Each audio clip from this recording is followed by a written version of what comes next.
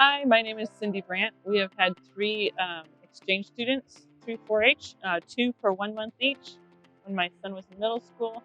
And then most recently, we've had one exchange student for 10 months. There was many ways that our exchange students were similar to our family. And each student was different, but our most recent one loved to play competitive board games. And I would say he was similarly competitive to me, which is something because I'm very competitive at games. And he was always willing to sit down with the various children in with Isaac and Katie and play a board game on family nights. Other ways that there would be similar, there was three boys. They all loved food.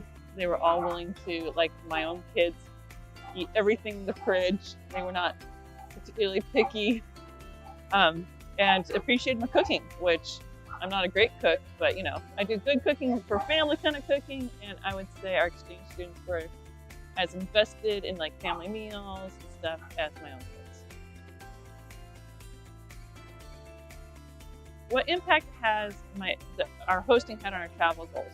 Well, actually, it ended up being very important because my husband got to do a sabbatical with his job, which he works for 4-H as a professor and was at Washington State University. And so when we got to decide where to go, one of our opportunities was to go to live in Saipan, which is very short flight to Asia. And the kids were like, let's go. And they wanted to go to Japan. So we spent 4 months in Saipan, which is a commonwealth of the US and North Carolina. And then we were a 4.5-hour flight, a cheap flight, like $130 a person to Hong Kong and to South Korea.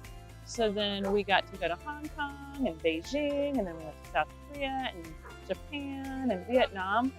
And I would say, but because we hosted, the kids just absolutely wanted to go to Asia as their first choice of where we could actually go for our sabbatical in Oceania. One of my favorite memories was our first host student, Shoji. And what was just the best memory is we had gone camping in Canada. We went to Nanaimo Island. Normally we camp at many different places only for a couple days, but we decided to spend a whole week up in Nanaimo at this giant campground. And unbeknownst to us, half the campground was rented out to family French camp. And everybody was there to learn French and exclusively speak French. And we thought that this would be cool just for our exchange student to see, wow, there's more than English spoken on this continent. But what was even better was he was like, "Je m'appelle Shoji." We're like, what? And it turned out that part of his exchange program is he had been learning 5 languages at the same time. And he'd been learning how to speak French too, and did a great job trying to speak French to all the Canadians.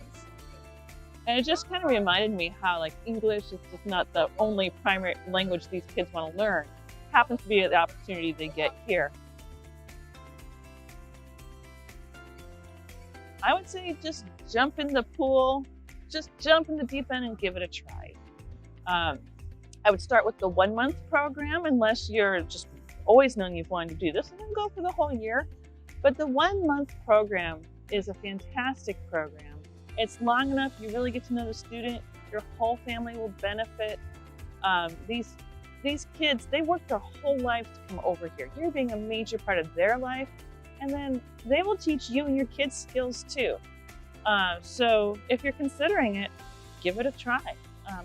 We didn't regret any of the 3 students that came our way.